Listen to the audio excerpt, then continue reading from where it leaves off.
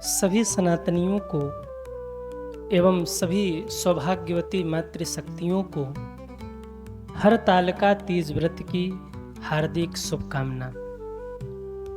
हमारे सनातन धर्म में व्रतों और पर्वों का विशेष महत्व है, जिसमें एक बड़ा ही विशेष पर्व है हरतालिका तीज व्रत। सभी माताएं अपने पति के लंबी उम्र के लिए, लंबी आयु के लिए ये व्रत करती हैं। माताओं का जीवन शायद इसीलिए महान होता है क्योंकि उनका जीवन अपने लिए नहीं होता, उनका जीवन अपने परिवार के लिए, अपने बच्चों के लिए, अपने पति के लिए होता है। माताएं जितना भी व्रत अनुष्ठान करती हैं ना, कोई अपने बच्चों के लिए करती हैं, कोई अपने पति के लिए करती हैं, कोई भी व्रत उनके अपने लिए नहीं होता। शायद इसीलिए माताओं का जीवन महान है। हरतालिका तीज व्रत हम कब मनाते हैं?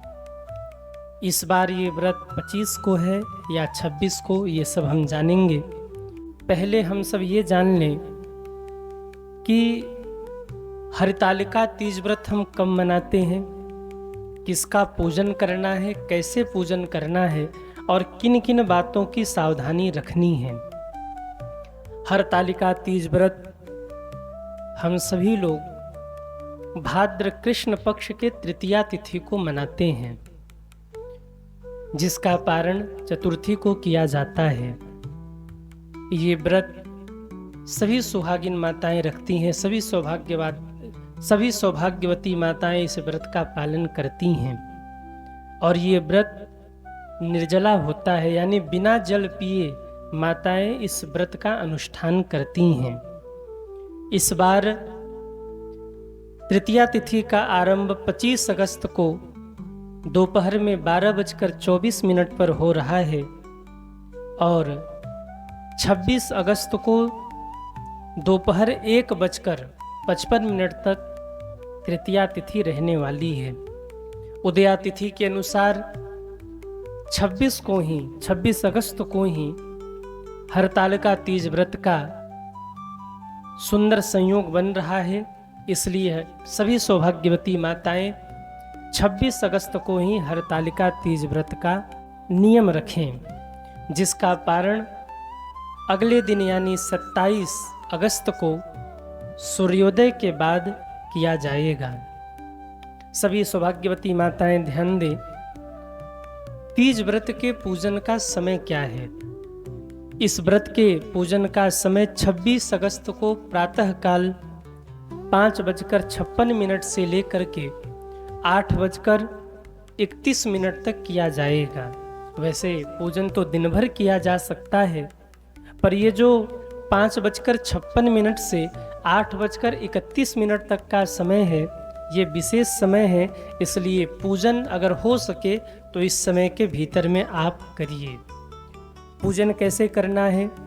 माताएं प्रातःकाल थोड़ी जल्दी उठें, स्नान करें, पूजन कक्ष में जाएं और वहाँ अगर संभव हो तो एक लकड़ी के चौकी पर एक लाल वस्त्र बिछा करके उस पे शिव, पार्वती और गणेश जी को विराजमान कराएं।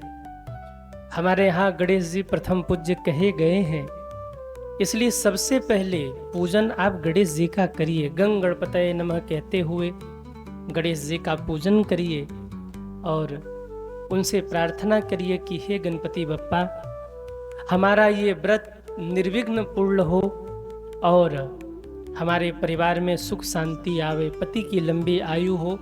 ऐसा कह के सबसे पहले आप गणेश जी का पूजन करिए। इसके बाद आप शिव, पार्वती और गणेश तीनों लोगों का एक साथ में पूजन करिए। धूप अर्पित करिए, दीप अर्पित करिए, पुष्प आदि अर्पित करके उनका पूजन करिए। पूजन में विशेष ध्यान आपको ये रखना है कि आप सभी को अगरबत्ती का प्रयोग नहीं करना, क्योंकि अगरबत्ती में बांस लगा होता है और हमारे यहाँ बांस का प्रयोग निषिद्ध बताया गया है, बांस को जलाना अशुभ बताया गया है। इसलिए आप सभी को अगरबत्ती नहीं जलाना है। पूजन में आप सभी को धूप का प्रयोग करना है। ये जो पावन पर्व है इसकी महिमा गौरा माँ के पूजन से है। तो आप सभी गौरा माँ का पूजन करें, मैया पार्वती का पूजन करें और गौरी माता के पूजन के साथ ये एक श्लोक अवश्य बोलें। या देवी सर्वभूतेषु माँ गौरी रूपेण संस्थिता नमस्तस्यै नमस्तस्यै नमस्तस्यै नमो नमः कहते हुए 16 श्रृंगार माता पार्वती को अर्पित करें और अपने पति के लंबी आयु की प्रार्थना करें, पारिवारिक सुख शांति की प्रार्थना करें। शाम को सभी माताएं गौरा माँ का, पार्वती माँ का पूजन करें, पुनः उनकी आरती करें और अगले दिन सूर्योदय के बाद पूजन करके इस व्रत का पारण करें। सावधानी ये रखनी है कि हरतालिका तीज व्रत जब आप करें तो इस हरतालिका तीज व्रत में सभी माताएं मंगलसूत्र अवश्य धारण करें, साथ में मांग में सिंदूर अवश्य लगाएं।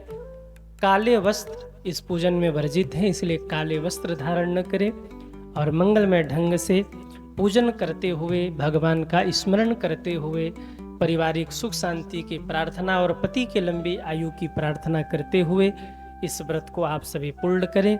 माता पार्वती, शिव जी और गणपति बप्पा की कृपा आप सभी पर सदैव बनी रहे। इन्हीं शुभकामनाओं के साथ आप सभी को हरतालिका तीज व्रत की बहुत बहुत शुभकामना।